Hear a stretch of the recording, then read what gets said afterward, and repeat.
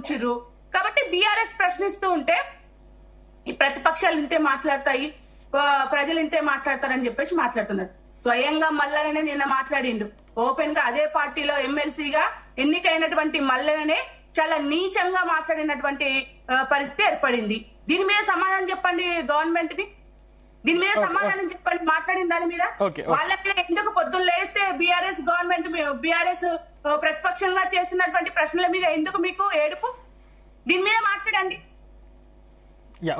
దిలీప్ కుమార్ గారు, చేతగాక ఒకే ఒక్క రోజు ప్రతిష్టాత్మకంగా కేసీఆర్ గారు సర్వే చేసి పథకాలని చాలా అద్భుతంగా అమలు చేస్తే 41 రోజులు తీసుకొని వాళ్ళ చేతగానితనం ఎంత ఉంది అనేది ఈ రోజు బయట పెట్టుకుంది కాంగ్రెస్ గవర్నమెంట్.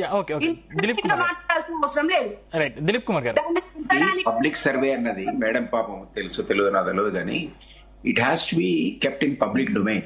నిజంగానే మీరు ఆ పథకాల కోసం దాన్ని వాడుకుంటే సంతోషమే, కానీ అది పబ్లిక్ డొమైన్ లో కూడా పెట్టాలి. ఎందుకంటే మీరు చేసిన ఎక్సర్సైజ్ ప్రభుత్వ పరంగా చేశారు, అది ఒక సమగ్రమైన సర్వే. నిజంగానే మిత్రులు ఇంతకుముందు అన్నట్టుగా దాంట్లో ఒక కాలం పెట్టి మీరు ఏ కమ్యూనిటీ అని పెడితే మళ్ళా ఈ రోజు ప్రభుత్వానికి ఆ సెన్సస్ కండక్ట్ చేయాల్సిన అవసరం ఉండేది కాదు.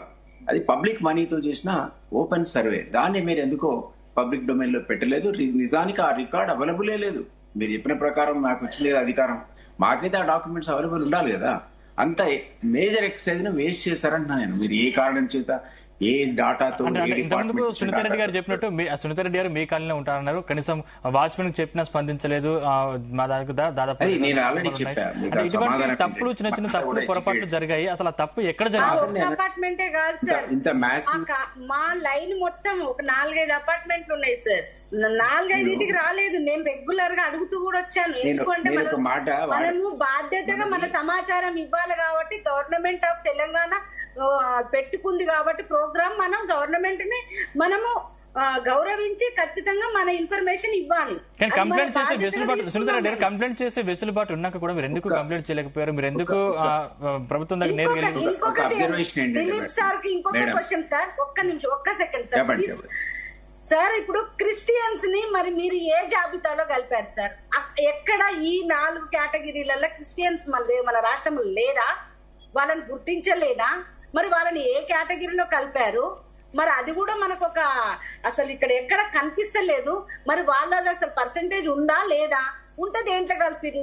దాని మీద కూడా మీకు ఆ రిపోర్ట్లు ఎక్కడ కనిపిస్తలేదు. దాని మీద అడిగాను మేడం. ఆ కాలంలో category you belong to which category అనేది ఉందని నేను కూడా రాశాను. ఆరికి వచ్చాక రాలేదు. నేను తమ్ముడు కూడా చెప్పా, మనం అందరం కూడా రెస్పాన్స్